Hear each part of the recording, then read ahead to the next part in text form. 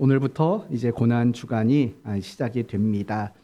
고난 주간 주제는 거룩한 멈춤이라는 주제입니다. 여러분 혹시 이런 경험이 있으십니까? 차를 타고 다니던 길을 뛰어서 가보신 적이 혹시 있으십니까? 또는 그냥 분주하게 빠른 걸음으로 걷던 그 길을 천천히 걸어보신 적이 있습니까? 또는 여러분이 늘 걸어다니는 그 길에서 잠시 멈춰 서서 무엇인가를 보신 적이 있으십니까? 어떠셨습니까? 제가 얼마 전부터 러닝을 하기 시작했습니다. 집에서 러닝머신을 했는데 이제 지루하고 재미가 없는 겁니다. 그래서 이제 뛰기 시작했습니다. 매일은 아니지만 일주일에 한 3번, 4번 정도 5km를 뜁니다. 제가 언제 이 길거리를 뛰어봤겠습니까? 저희 집을 시작해서 이마트로 가서 이마트에서 6호화로 가서 6호화에서 마두성당으로 가서 마두성당에서 광안교로 해서 크게 한 바퀴 돌면 4.8km가 나옵니다. 제가 그렇게 러닝을 하면서 깨달은 건 뭐냐? 제가 차를 타고 다니던 길 아닙니까? 늘. 그런데 못 보던 것을 보게 되더라고요. 뛰다 보니까 상가 간판에 이름도 보이게 되고요. 그 상가 안에서 밥을 먹는 사람의 모습도 보이게 되고 지나다니는 사람들의 얼굴 표정도 보이게 되고 나무 그 결 하나하나가 보이고 그 나무 아래서 싹을 틔운 작은 풀들도 눈에 보이기 시작했습니다. 제가 여러분에게 이런 말을 드리는 이유는 이런 겁니다. 때로는 느리게 걷는 것 또는 잠시 멈춰 서 있는 것 어떤 의미로 본다면 그것은 내가 지금까지 보지 못했던 것들을 볼 수 있는 가장 좋은 방법이라는 거예요. 늘 우리는 빠르게 달리기 때문에 지금까지 정말 아름답고 좋은 것들을 보지 못했던 그런 우리의 모습들이었다라는 거예요. 조금만 천천히 걸어도 보이지 않던 것이 보이는 거예요. 때로는 멈춰 서 있으면 지금까지 보지 못했던 더 아름답고 더 귀한 것들을 우리는 볼 수 있게 된다라는 거예요. 이런 의미로 본다면 느려지는 거 나쁘지 않습니다. 잠시 멈춰서 있는 거 그것도 나쁜 일이 아니라는 것을 우리는 깨달을 수 있는 겁니다. 오늘 본문 역시 멈춤이라는 것이 우리의 신앙생활에서 굉장히 중요한 것이라고 그렇게 가르쳐주고 있습니다. 그렇다면 신앙에서 말하는 멈춤이라는 것은 도대체 무엇을 말하는 것인가? 라는 이런 부분들을 오늘 함께 나누심으로 여러분이 더 깊은 은혜를 여러분의 삶 속에서 보고 누리게 되는 그런 은혜가 있게 되기를 예수님 이름으로 축원드립니다. 우리가 신앙생활을 하다 보면 가장 많이 듣고 가장 많이 배우고 가장 많이 권면을 받게 되는 것들이 있습니다. 무엇이냐? 아마도 이런 걸 겁니다. 열심을 내십시오 라는 것을 가장 많이 권면받으셨을 겁니다. 신앙생활을 열심히 하셔야지요. 말씀을 열심히 보셔야지요. 기도를 열심히 하셔야지요.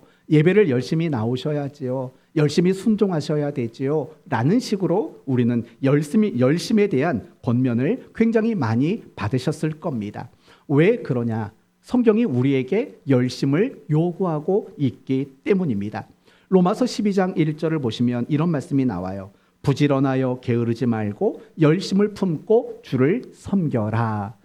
사도 바울은 로마의 성도들을 향해서 열심을 가지고 주를 섬겨야 된다라고 열심을 권면하고 있습니다.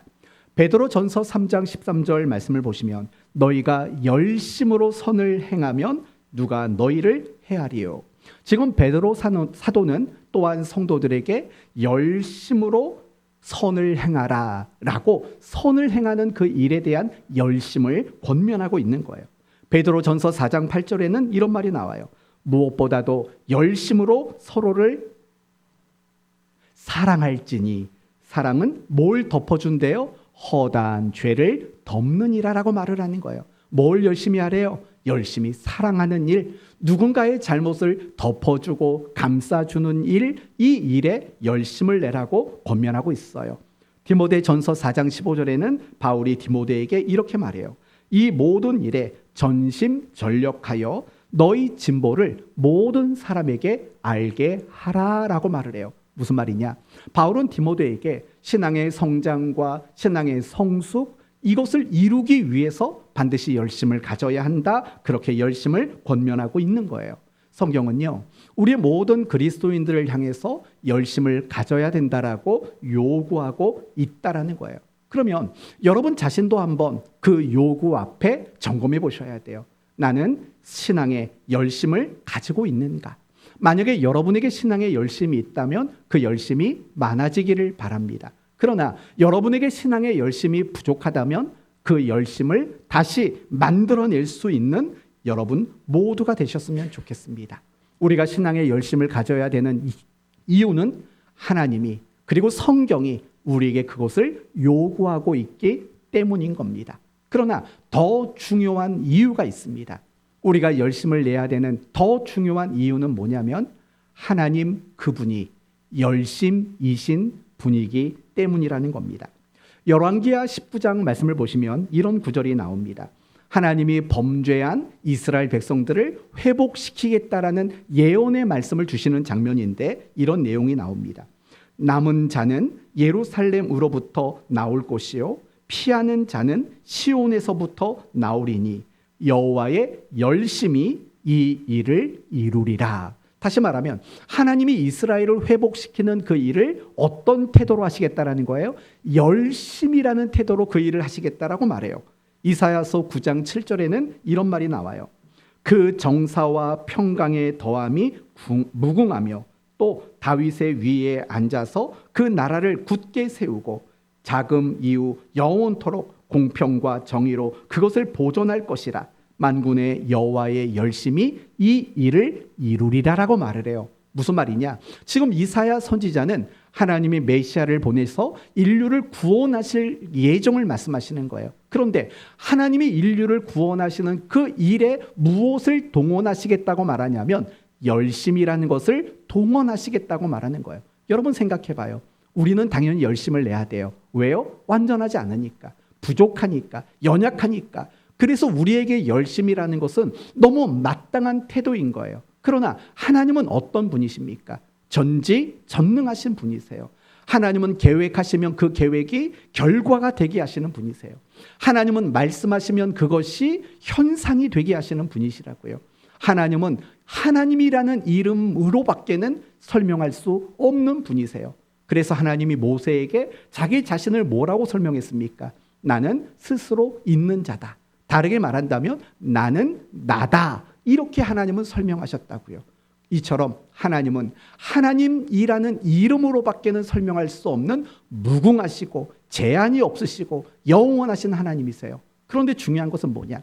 그런 하나님께서 어떤 일에 대한 계획을 가지시고 그 계획된 일을 이루시고 성취하시는 일에 그런 하나님이 뭘 동원하신다고요? 열심이라는 것을 동원하시는 하나님이시라는 거예요. 하나님이 우리를 사랑하세요.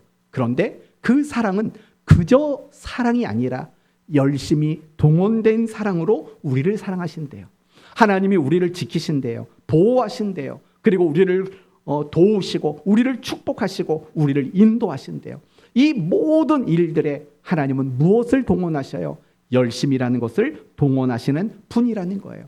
그래서 창세기로부터 요한계시록에 이르기까지 성경 안에는 무엇으로 가득 찼냐면 하나님의 열심으로 가득 차 있다는 것을 우리는 확인하게 됩니다.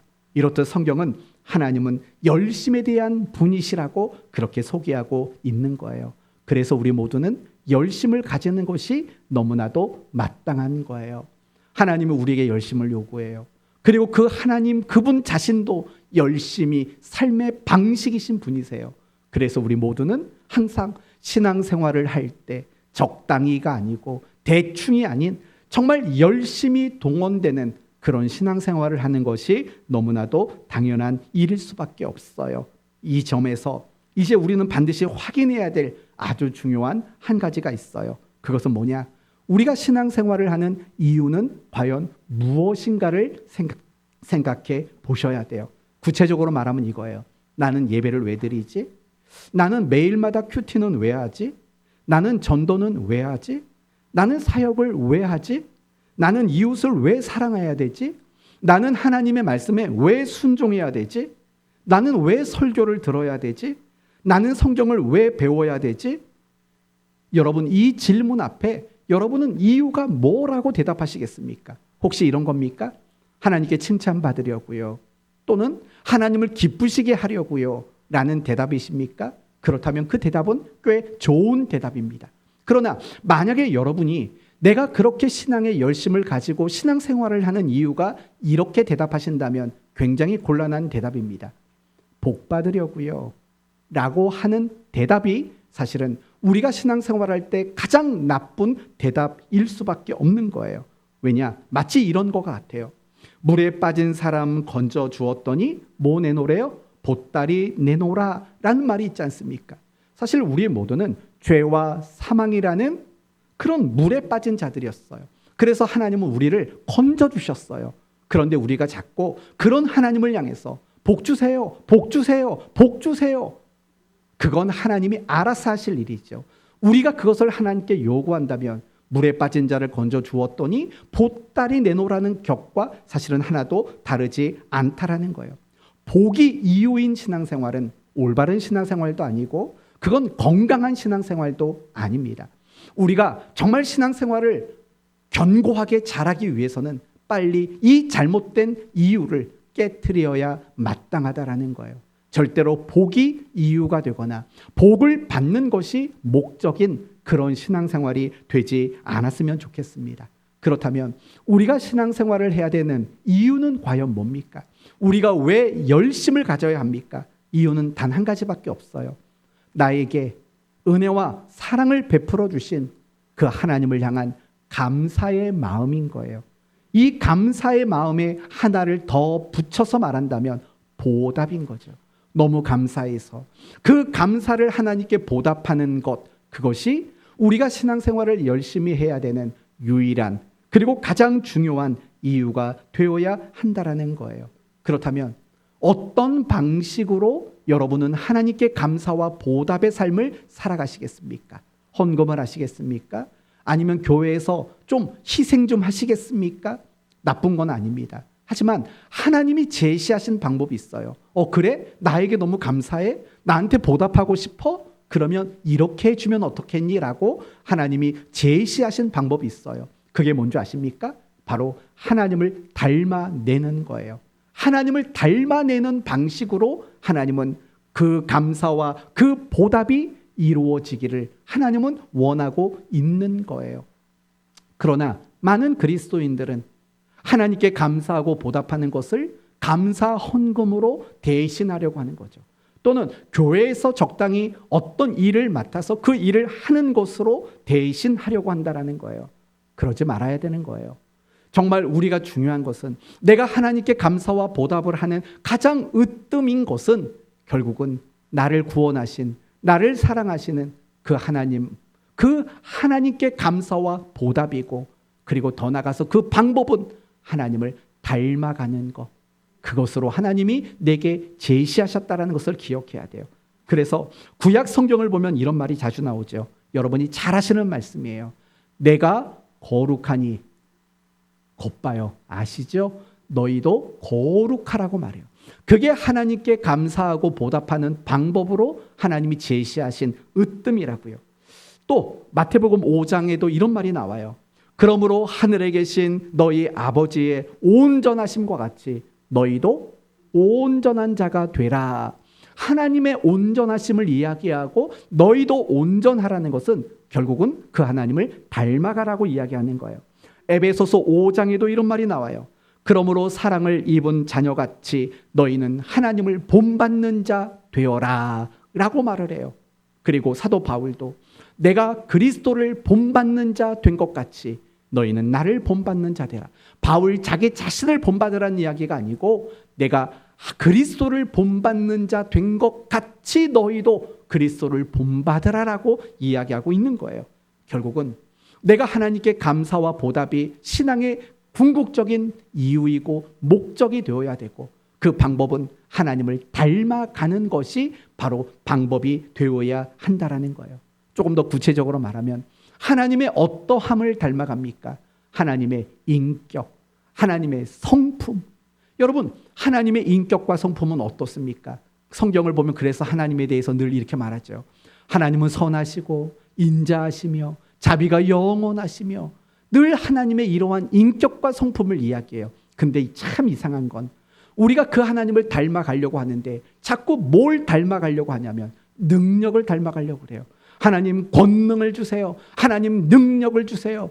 하나님 내가 뭐든지 할 수 있게 해주세요. 사실 우리는 엉뚱한 쪽으로 하나님을 닮아가고자 하는 인간적인 마음이 있는 거예요. 사실은 그런 거 내려놓으셔야 돼요. 우리가 정말 하나님을 닮아가는 건 결국은 그분의 인격과 그분의 성품을 닮아가야 하는 거예요. 그게 내가, 여러분 모두가 이 자리에 있는 이유 아니겠어요? 왜 여러분은 매 주일마다 고리타분한 말씀을 듣고 계십니까? 그 말씀을 통해서 하나님의 인격과 성품을 닮아가기 위함인 거예요. 그게 너무나도 중요한 거라고요. 우리가 정말 신앙의 열심을 내는 거, 결국은 하나님을 닮아가는 하나의 과정이라는 것을 여러분이 기억하셨으면 좋겠어요. 그래서 우리는 신앙의 열심이라는 것을 가지는 게 너무나도 마땅한 거예요. 이 열심과 관련해서 여러분이 한 가지 더 알아야 되는 게 있어요. 그게 뭐냐? 게으름이란 무엇인가를 생각해 보셔야 돼요. 여러분이 생각하는 게으름은 뭡니까? 잘 모르겠어요. 근데 세상 사람들이 생각하는 게으름은 이런 거예요. 행동이 느리거나 움직이고 일하는 걸 싫어하는 태도, 어떤 일을 나중으로 미루고 시간을 낭비하며 살아가는 것, 그걸 우리는 게으름이라고 생각해요. 예를 들면 우리는 배짱이, 개미와 배짱이 이야기 아시지 않습니까? 그 배짱이처럼 살아가는 걸 우리는 게으름이라고 생각해요. 그럼 이렇게 질문해 봅시다. 과연 성경도 그렇게 사는 걸 게으름이라고 말할까요? 물론 그게 포함되어 있어요. 하지만 성경이 말하는 게으름이란 이런 것들이에요. 하나님이 내게 원하시는 그 일에 열심 내지 않는 게 성경이 말하는 게으름이라는 거예요. 하나님이 우리에게 원하는 삶이 있잖아요. 하나님이 나에게 요구하시는 것들이 있잖아요. 그런 삶에 무관심하게 살아가는 것, 그게 성경이 말하는 게으름인 거예요. 그게 성경이 말하는 방탕함이라는 거예요. 그걸 우리는 잊으면 안 된다라는 거예요. 여러분, 오늘날 우리가 살아가는 이 시대는 너무 분주한 시대예요. 그건 어른만 분주한 게 아니에요. 초등학생들도 학교 갔다 오면 학원 보내, 학원 갔다 오면 공부해, 얼마나 바쁘고 분주한지 몰라요. 학생들, 중학생, 고등학생, 대학생, 요즘엔 대학생 놀고 먹는 대학생이라는 말이 맞나요? 아무튼 대학생들도 많이 바빠요. 왜냐? 이제 또 취업을 준비해야 되잖아요. 얼마나 바쁘고 얼마나 분주하게 사는지 몰라요. 그러면 여러분, 매일 바쁘게 살아요. 매일 분주하게 살아요. 그 사람은 게으르지 않을까요? 아니에요. 그런 사람도 게으른 사람일 수 있어요. 뭘 놓치면은요, 하나님이 원하는 삶을 놓치고 세상에서 분주하고 바쁘게 살면 바로 그 사람이 성경이 말하는, 성경이 정확히 지적하는 게으름의 대표자일 수밖에 없다라는 거예요. 제가 여러분에게 자주 드리는 말씀이 있죠. 바쁜 그리스도인은 나쁜 그리스도인이에요. 하나님이 원하시는 삶을 살아가지 못할 정도로 내가 바쁘게 산다고요? 여러분은 굉장히 나쁜 그리스도인으로 그렇게 살아가고 있는 거예요. 여러분이 분주하시다면, 적어도 하나님이 원하시는 삶을 살 수 있는 시간을 낼 수 없다면 여러분이 하는 일들을 정리하는 게 맞아요. 여러분이 분주하게 바쁘게 살아가는 게 여러분이 자랑이 되어서는 안 돼요. 도리어 여러분이 하나님 앞에 굳이 자랑하신다면, 하나님이 원하시는 그 삶을 위해서 나의 분주하고 바쁜 것들을 정리했다고 말하는 것이 여러분의 참 자랑이 될 수 있어야 된다라는 거예요. 중요한 것은 성경은 우리 모두에게 열심을 요구하고 있다라는 거예요. 그러나 중요한 건 지금부터예요. 성경이 우리에게 요구하는 것은 단순히 열심만을 요구하지도 않아요. 때로는, 아니요, 정말 중요한 순간에는 우리에게 멈춤이라는 것을 요구한다는 것을 여러분이 아셨으면 좋겠어요. 오늘 본문 10절 말씀을 보세요. 오늘 본문 10절 말씀을 보면 이르시기를 너희는 어떻게 하랍니까? 가만히 있어라고 말을 해요. 여러분, 가만히 있다라는 말이 뭐예요? 결국 멈춤을 요구하고 있는 거예요. 너희는 가만히 있어. 그런데 이 구절이 또 한 번 똑같이 나오는 본문이 있어요. 어딘 줄 아세요? 출애굽기 14장이에요. 여러분, 출애굽기 14장은 이스라엘 백성들이 홍해 바다 앞에 두려워 떨고 있을 때를 배경하고 있어요. 근데 그 본문에서도 뭐라고 나오느냐? 너희는 가만히 있을지어다 라는 말씀이 나오고 있다라는 거예요. 멈춰라 라는 거예요. 성경은 우리 모두에게 열심을 요구하지만 정말 중요한 순간순간마다 더욱 강하게 요구하는 것은 너희는 가만히 있어라, 멈춰라 라고 그렇게 요구하고 있다라는 거예요. 그럼 여기서 우리는 한 가지 생각해 볼 게 그거예요.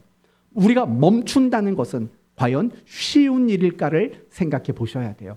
여러분은 멈추는 것이 쉽다고 생각합니까? 언뜻 보면 내가 하던 일을 멈춘다는 것은 쉽게 느껴질 수도 있어요. 그러나 결코 쉬운 것이 아니에요. 굉장한 도전일 수밖에 없어요. 내가 뭔가를 멈춘다는 것은. 왠 줄 아세요? 세상은요, 멈추는 것이 손해고 손실이고 낭비라고 생각해요. 세상은요, 멈추는 것이 뒤처지는 일이라고 생각하기 때문에 그래요. 예를 들면 이렇게 생각해 보세요. 공장이 가동돼야 수익이 발생돼요. 그런데 공장의 가동을 멈춰요. 장사를 해야지 수입이 생겨요. 그런데 영업을 멈춰요. 공부를 멈춰요. 내가 어떤 일을 멈춰요.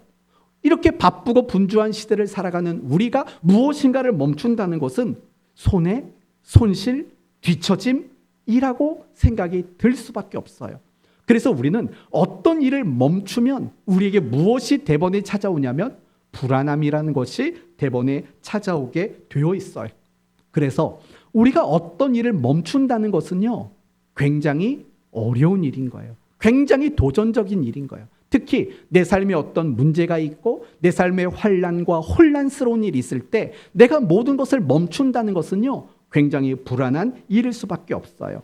오늘 본문을 가지고 한번 생각을 해볼게요. 오늘 본문이 되는 시편 64편은 학자들의 의견에 의하면 히스기야 왕이 통치하던 시대를 배경에서 기록된 시라고 말을 해요. 더 구체적으로 말하면 아수르 왕 산헤립이 유다를 침략하는, 그래서 유다는 멸망당하기 직전인 그 상황을 배경한다고 말을 해요. 그래서 오늘 본문 46장을 보시면 46편을 보면 1절에 환난이라는 말이 나와요. 2절에 흔들려라는 말이 나와요. 3절에 두려워라는 말이 나와요. 또 5절 말씀에도 흔들려라는 말이 나와요. 그리고 6절은 떠들며 흔들리었더니 땅이 녹았다. 뭐 이런 말들이 계속 나와요. 결국 뭐예요? 지금 히스기야 왕이 통치하던 유다 나라는요, 굉장한 환난과 굉장한 혼란 속에 빠져 있었다라는 거예요. 그런데 여러분, 그런 상황 속에서 멈춘다? 과연 그것이 여러분은 쉬운 일이라고 생각 드십니까? 조금 전에 여러분에게 말씀드린 출애굽기 14장은 이스라엘 백성들이 홍해 앞에 있었던 사건을 말한다고 그랬어요. 그들의 앞을 홍해 바다가 가로막고 있었어요. 그런데 뒤를 애굽의 군대들이 뒤쫓아오고 있어요. 그때 이스라엘 백성들은 이랬어요. 두려워했어요. 모세를 원망했어요. 그러면서 모세에게 뭐라고 말하냐면, 여기서 우리가 죽느니 차라리 다시 어디로 돌아가자고요? 애굽으로 돌아가자라고 후회와 한탄의 이야기들을 늘어놓기 시작했던 순간이에요. 환난과 혼란의 시간들이죠. 그러면 그 순간 그들이 아무것도 안 하고 멈춰 있는 것, 과연 그것이 과연 그들에게 쉬운 일이었겠습니까? 여러분도 똑같다라는 거예요. 우리가 살다 보면 환난을 만나잖아요. 우리가 살다 보면 정신적으로, 감정적으로 혼란스러운 순간들을 만나잖아요. 그러면 그런 순간 속에서 여러분이 정말 아무것도 안 한다라는 것이 과연 쉬운 일이라고 생각하십니까? 우리의 생각은 절대 멈추지 못해요. 환난, 혼란 이런 것이 찾아오면 생각도, 감정도, 마음도 그 어떤 것도 멈추지를 못해요. 그러니까 여러분은 잠을 못 자잖아요. 그러니까 여러분은 어떤 일에 집중하지 못하고 하루에 내가 제대로 어떤 일도 해내지 못할 때가 많잖아요. 환난과 혼란스러움이 있으면 우리는 아무것도 하지 않는다는 것이 사실은 쉬운 일이 아니에요. 그러나 성경은 우리에게 뭐라고 말한다고요? 멈추라고 말해요. 멈추라고 말한다고요. 그렇다면 도대체 뭘 멈추라는 건가를 생각해 이렇게 보셔야 되지 않겠어요? 두 가지로 말씀을 드릴게요. 소극적인 의미로 멈추라는 것은 인간적인 계산과 그리고 그 계산에서 나오는 인간적인 방법을 멈춰라라는 거예요. 여러분, 우리가 어떤 어려움을 당하게 되면 인간적으로 계산할 때가 있어요. 예를 들어 볼게요. 오늘 본문의 배경이 되는 열왕기하 18장은 이런 거예요. 먼저 어떤 내용이냐? 아수르 왕 산헤립이 이스라엘의 여러 나라를 점령하게 돼요. 그러니까 히스기야 왕이 너무 두려운 거예요. 그래서 어떻게 했냐면 히스기야 왕이 산헤립 왕에게 편지를 써요. 뭐라고 편지를 쓰냐면 산헤립 왕이시여, 그러지 마세요. 대신 우리가 조공을 바칠게요. 얼마를 드리면 우리를 내버려 두시겠어요? 히스기야 왕이 그런 편지를 썼다고요. 그랬더니 산헤립이 뭐라고 답장을 줬냐면 그래? 그러면 은 300달란트, 금 30달란트를 바쳐, 조공으로 바쳐, 그러면 내버려 둘게 라고 이야기해요. 히스기야 왕이 어떻게 했는지 아세요? 왕궁의 은과 금을 다 모으기 시작해요. 근데 산헤립이 요구한 그 분량을 맞추지를 못하는 거예요. 그 어떻게 했는지 아세요? 성전에 들어가서 성전 벽에 덧입혀 있던 금까지 다 뜯어내요. 그리고 그걸 가지고 산헤립에게 보내요. 그런데 산헤립이 그거 받고 가만히 있었겠어요? 다시 18만 5천 명의 군대를 보낸다고요. 그래서 유다를, 예루살렘을 함락시키려고 공격을 한다고요. 여러분 한번 생각해 봐요. 이런 환란과 혼란 속에서 히스기야 왕이 한 게 뭐예요? 편지를 썼어요. 조공을 바치겠대요. 성전에 있는 그 금을 다 뜯어서 갖다 바쳤어요. 두려우니까요. 이 속에는요, 환란과 혼란을 겪었던 히스기야 왕의 계산과 또 태도, 반응이 그 속에 담겨 있는 거예요. 태도가 뭐예요? 조공 보낼 테니까 도와주세요. 좀 살살 비는 거예요. 그게 인간적인 계산이고 인간적인 태도였다고요. 그걸 멈추라는 거예요. 환란이 있을 때, 혼란이 있을 때 그런 방식의 태도를, 인간적인 계산과 인간적인 그 반응을 멈추라는 거예요. 출애굽기 14장도 마찬가지예요. 홍해의 바다가 가로막아요. 뒤는 애굽 군대가 쫓아와요. 그 순간 그들은 불평했고 두려워했고 애굽으로 돌아가자라는 계산을 했다고요. 그런 계산, 그런 반응, 그런 걸 멈추라는 거예요. 우리도 똑같은 거예요. 환란과 혼란을 만나게 되면 어떤 계산을 하게 돼요. 무슨 계산을 하는지 아세요? 난 이제 끝났어 라는 계산. 난 이제 어떻게 살지? 난 살 수 없을 것 같아 라는 그런 계산. 이제 소망이 없어. 큰일이야. 이런 계산을 우리는 해요. 그 계산이 내 머릿속에 들어오면 우리는 어떤 반응이 나타나느냐? 불안, 초조, 염려, 걱정, 절망, 포기라는 인간적인 반응이 나와요. 환란을 만나면 우리는 그렇게 된다고요. 하나님은요, 우리에게 그걸 멈추라고 말하는 거예요. 인간적으로 계산하는 거. 그리고 그 인간적인 계산에서 나오는 인간적인 방법, 반응들, 그걸 멈추라고 말씀하고 있어요. 그런데요, 멈추라는 그 말씀 속에서는요, 더 중요한 요구가 들어져 있어요. 그 요구는 뭐냐? 하나님께 집중하라는 거예요. 하나님께 집중하라는 요구가 그 속에 담겨져 있는 거죠. 여러분, 이걸 한번 생각해 보시겠어요? 우리가 어떤 환란을 만났어요. 그런데 우리는 인간적인 계산을 해요. 그리고 인간적인 잘못된 반응을 나타내요. 왜 그러는 줄 아세요? 이유는 너무 간단해요. 내 자신에게 집중하고 있기 때문에 그래요. 나는 수준이 없는데, 나는 실력이 없는데, 나는 능력이 없는데, 내 생각, 내 판단, 내 느낌, 내 안목, 철저히 자기 자신에게 집중하고 있을 때 우리는 그런 인간적인 계산에 휘둘리고, 그래서 인간적인 반응 속에 우리는 지쳐가고 있을 수밖에 없다라는 거예요. 그걸 멈추고 이제는 누구를 향해 집중하라는 거예요? 하나님을 향해 집중하라는 거예요. 그게 멈추라는 말씀의 가장 중요한 의미가 되는 거예요. 하나님을 향해 집중하라는 건 무슨 말이에요? 하나님은 어떤 분이시지?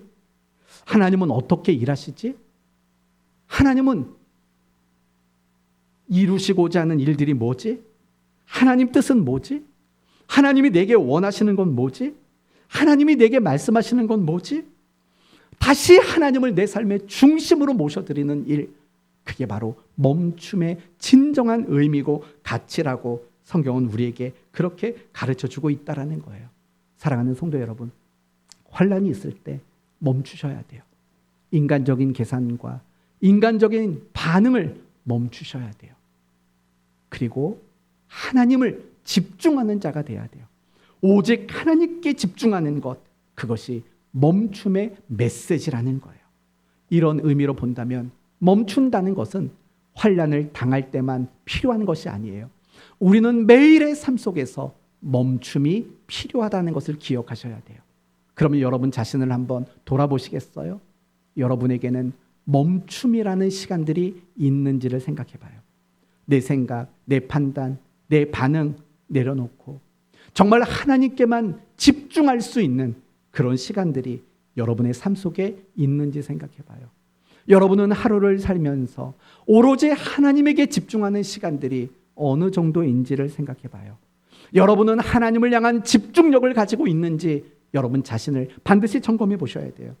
정말 죄송한 이야기지만 혹시 여러분이 영적으로 ADHD는 아니십니까? 주의력 결핍증. 정말 매일 하나님을 안다고 말하지만 하나님께 집중력을 가지지 못하고 그렇게 매일매일을 살아가고 있는 여러분은 혹시 아니십니까? 이제 고난주간이 시작이 됩니다. 여러분에게 묻습니다. 이 고난주간 여러분은 무슨 계획을 가지고 계십니까? 혹시 금식할 계획을 가지고 계십니까? 아니면 작정 기도를 계획하고 계십니까? 아니면 특별히 회개하고자 하는 계획을 가지고 계십니까? 아니면 다른 주간보다도 더 특별히 경건의 시간을 가지려는 계획을 가지고 계십니까? 잘하셨습니다. 그러나 저는 여러분에게 이렇게 권면하고 싶습니다. 이 고난주간 무엇을 더 많이 하려고 계획하지 마십시오. 여러분 모두가 가지셨으면 좋겠다라고 생각드는 계획은 하나님께 집중하기 위해 나는 무엇을 멈추어야 할 것인가, 이 부분을 여러분 모두가 고민했으면 좋겠습니다. 여러분이 하나님께 집중하는 그 일을 하지 못하도록 만드는 일, 멈춰야지만 집중할 수 있는 그 일이 뭔지를 정말 고민해 보세요. 한 주간 여러분이 뭔가를 멈추셔야 돼요. 분주하게 살았던, 하나님께 집중하지 못하도록 만들었던 그 어떠한 것들을 멈추는 그런 한 주간으로 사셨으면 좋겠어요. 예수님의 십자가가 결국은 멈춤의 시간이라는 거 알고 계십니까? 무엇을 멈춰요? 내가 노력으로 구원받을 수 있을 거라는 잘못된 생각을 멈추게 하는 사건이에요. 공로로 하나님께 나아갈 수 있다라고 생각하는 것을 멈추게 하는 사건. 내 힘으로 의에 도달하겠다라고 여기는 것을 멈추도록 만드는 사건. 오직 하나님께 집중할 수밖에 없다. 내가 구원을 받는 거, 하나님께 나아가는 거, 내가 의에 도달하는 거, 이 모든 것이 하나님께 집중할 때만 가능하다라는 것을 보여주는 사건이 바로 예수님의 십자가 사건 아니겠습니까? 갈라디아서 2장 20절에 내가 그리스도와 함께 십자가에 못 박혔나니 그런즉 이제 내가 사는 것이 아니요 오직 내 안에 그리스도께서 사시는 것이라. 이제 내가 육체 가운데 사는 것은 나를 사랑하사 나를 위하여 자기 자신을 버리신 하나님의 아들을 믿는 믿음 안에 사는 것이다. 무슨 말인지 아세요? 내가 그리스도와 함께 십자가에 못 박혔다. 나는 십자가에서 이제는 멈춘 자가 되었다라는 뜻이에요. 이 멈춤이 없이는 우리는 절대로 그리스도인다운 삶을 살아갈 수 없어요. 멈춤이라는 하나님께 집중하는 시간이 없이는 여러분이 가지고 있는 그 열심은 바리새인적 열심으로 변질되어질 수밖에 없어요. 적어도 이 한 주간만큼은 여러분이 무엇인가를 더 많이 하려고 하지 마세요. 멈추세요. 생각을 멈추시고 여러분의 계획을 멈추시고 여러분이 원하는 것을 멈추시고 하나님께 집중해 보세요. 하나님, 저에게 뭘 말씀하시겠어요? 하나님, 저에게 원하는 게 뭐예요? 하나님, 하나님께서 정말 저를 향해 집중하게 하시는 것이 무엇입니까? 내가 하나님께 집중하기 위해서 저는 무엇을 멈춰야 합니까? 라고 묻는, 멈추는 그 일에 여러분이 최선을 다하는 그런 고난주간이 되었으면 좋겠어요. 이제 내일부터는요, 여러분의 그 멈춤 속에서 여러분이 해야 되는 일들이 무엇인가를 하나씩 하나씩 함께 나누는 그런 시간을 가지려고 합니다. 이제 마지막으로 한 가지만 말씀드리고 마치겠습니다. 우리는 왜 멈춰야 합니까? 그리고 우리는 왜 하나님께 집중해야 됩니까? 우리가 멈춤으로 하나님께 집중했을 때 우리는 어떤 유익을 얻을까요? 적어도 여러분이 알아야 되는 것은 우리가 멈추는 그 일, 그건 손해가 아니라는 것을 아셔야 합니다. 어젯밤 잠을 좀 주무셨습니까? 잠이라는 걸 생각해 봅시다. 잠은 우리의 삶의 가장 큰 멈춤입니다. 그렇죠? 잠은 멈추는 거예요. 모든 걸 멈추는 거예요. 그러나 멈춘다고 해서 잠이라는 멈춤이 우리에게 손해가 됩니까? 아닙니다. 잠을 자면 충전이 됩니다. 잠을 자면 몸이 회복이 됩니다. 얼마 전에 영상 하나를 봤습니다. 어떤 영상이냐? 잠이라는 것은요, 우리의 기억과도 굉장히 밀접한 연관이 있대요. 무슨 말이냐? 내가 가지고 있는 어떤 잘못된 것들, 그런 것들을 희석시켜주는 그 일들이 잠이 하는 역할이래요. 그리고 또는 내가 기억해야 되는 것들, 어떤 내용들이 있잖아요. 그걸 저장소에 그걸 입력하는 그 역할을 하는 게 잠이라는 거예요. 그래서 잠을 자지 않으면은요, 어떤 일이 일어나냐면 내가 기억해야 되는 것들을 잘 기억하지 못하게 되는 일들이 일어난대요. 제가 여러분에게 이런 말을 하는 이유는 잠이라는 것이 멈춤이지만 그게 결코 손해가 되지 않는 거예요. 잠은요, 내일을 시작하기 위한 하나의 중요한 준비 과정이라는 걸 아시지 않습니까? 절대로 멈춤이라는 건 손해가 되지 않아요. 도리어 멈춤은 우리에게 굉장한 유익을 줘요. 어떤 유익을 주느냐? 하나님의 일하심을 비로소 보고 알도록 만드는 유익을 준다라는 거예요. 제가 여러분에게 설교 초반에 이런 말을 했죠. 차로만 다니다가 뛰어다니고 걸어다니고 잠시 멈춰보니까 내가 지금까지 보지 못했던 것들을 보게 되었노라 라고 말씀을 드렸어요. 그럼 여러분 생각해봐요. 왜 지금까지 그걸 보지 못했을까요? 속도의 문제인 거예요. 속도가 느려지니까 있는 그 자체를 내가 이제 볼 수 있게 되는 거예요. 마찬가지라는 거예요.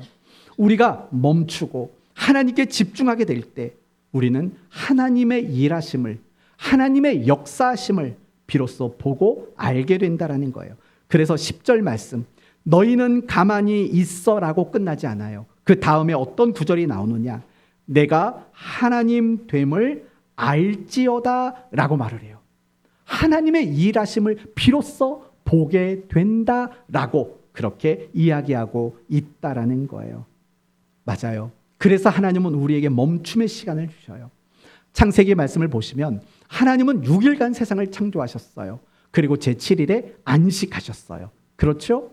그 안식은 뭡니까? 곧 멈춤이에요. 중요한 것은 뭐냐? 하나님이 인간을 창조하시고 그 멈춤의 시간을 가장 먼저 만나게 하셨다는 거예요. 인간이 며칠째 창조가 되셨죠? 6일째 창조가 됐잖아요. 그리고 나서 그 다음 날이 멈춤의 날이라고요. 그리고 하나님은 이스라엘 백성들에게 네 번째 계명에서 안식일을 기억하여 거룩하게 지키라고 멈춤을 선언하셨어요. 그 이유는 간단해요. 여러분 한번 생각해 봐요. 이스라엘 백성들은 농경 문화 속에 살았다고요. 또는 목축을 했다고요. 그런데 하루를 멈춘다는 게 쉬운 일일까요? 농사 짓는 사람이 하루를 멈춰요? 물론 날씨 좋고 무탈한 날은 괜찮아요. 비가 많이 오면 어떡할 건데요? 바람이 너무 세게 불면 어떡할 건데요? 멈추는 것 자체가 위기와 직결된다고요. 그런데도 멈추래요. 왜 그런 줄 아세요? 하나님의 일하심을 보게 만들기 위해서요. 이스라엘 백성들은 애굽에서 나왔어요. 그러나 곧장 가나안 땅으로 들어가지 않았어요. 광야 40년의 시간을 보냈어요. 이스라엘 백성들의 입장에서 광야 40년은 제자리 걸음이에요. 멈춤의 시간이었다고요. 그러면 그 멈춤의 시간을 갖게 하신 이유는 뭔데요? 하나님이 그들을 먹이시고 입히시고 마시게 하시고 그들을 인도하시고 그들을 지키시고 그들을 보호하시는 하나님의 일하심을 경험하도록 만드는 시간이에요. 야곱에게 야복 나루터는 멈춤의 시간이에요. 홀로 있는 멈춤의 시간이에요. 그런데 그 야곱에게 있어서 멈춤의 시간은 어떤 결과를 만들었는데요? 하나님의 군대, 하나님의 일하심을 경험하게 되는 그런 시간이었다라는 거예요. 마찬가지인 거예요. 우리가 멈추는 그 시간은 뭔 줄 아세요? 하나님이 일하시는 것을 비로소 볼 수 있는 시간이 된다라는 거예요. 멈추는 것은 중단의 시간이 아니에요. 하나님이 일하시는 것을 경험하는 시간이 된다라는 거예요.